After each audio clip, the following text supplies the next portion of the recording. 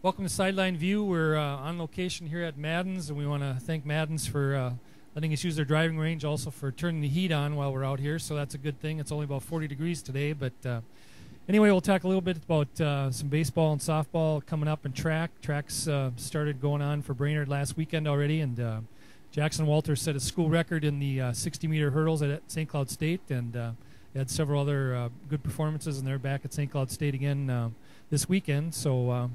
And then also we've got some softball starting up next week.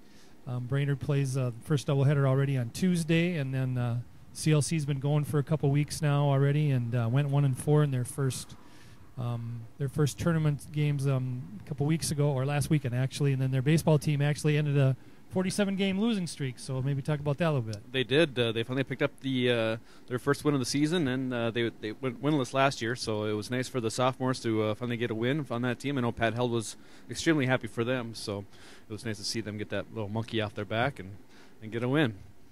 Next week, Warrior softball, I believe, kicks off Tuesday against Moorhead. That's a doubleheader, and then Warrior baseball is supposed to open up Thursday against Bemidji, which is the defending section champion, went to the state tournament last year, and so if the weather cooperates, we should be able to get those in.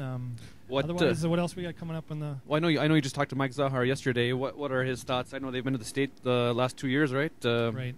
What does he see from this team this year? Well, they've got Nikki Anderson back for her final year. She'll be a senior this year, left-handed pitcher. She's been probably the best pitcher Brainerd has had.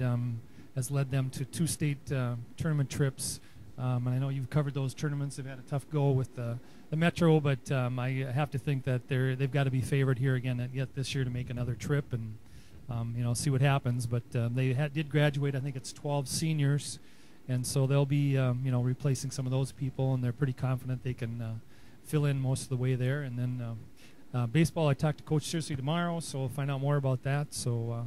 It's kind of where we're at for Warrior events. Track, baseball, softball, pretty much the only ones that'll be getting events in here until a week from now. So perfect. And then golf's about 2 weeks. I think 2 weeks from Monday, 2 weeks from Monday is the first golf meet, boys and girls. Yeah, I'm sure Brian Walsh got some good news recently when Chris Foley and his family moved back. So Michael Foley will once again be a Brainerd Warrior. So that certainly helps the team out. They should be pretty good again this year. Tommy Olson comes back. He had a really good summer. Tommy Olson did. He went down to Florida and he played a major junior event. So he played really well this summer. And with Foley back, who knows what could happen for that Brainerd golf team? A lot of pressure on Mr. Wallace to deliver the section championship. Yeah, it's about time. He's got to lift up those expectations. He's been down a couple of years, I think. Maybe not. And then Coach Stark will be visiting with him here in the next week or so. And Warrior Tennis, I know, will open up. I think it's on the 10th.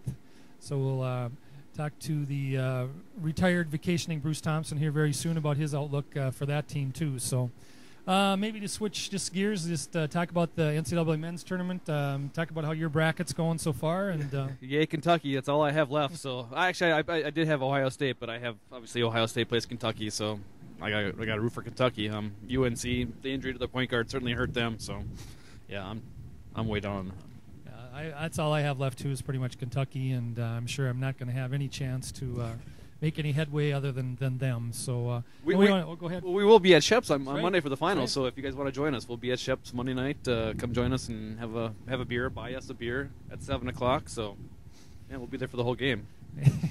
We'll see how that goes. I'm sure the place will just be packed. So, I'm sure, yes. Because we're there, right? But yes. I guess other than that, we'll do some golf segments out here the rest of the day, and it's really about all we have. So I want to thank you for joining Sideline View, and again, thanks to the people from Madden's for letting us shoot on location, and we'll see you next week. Bye.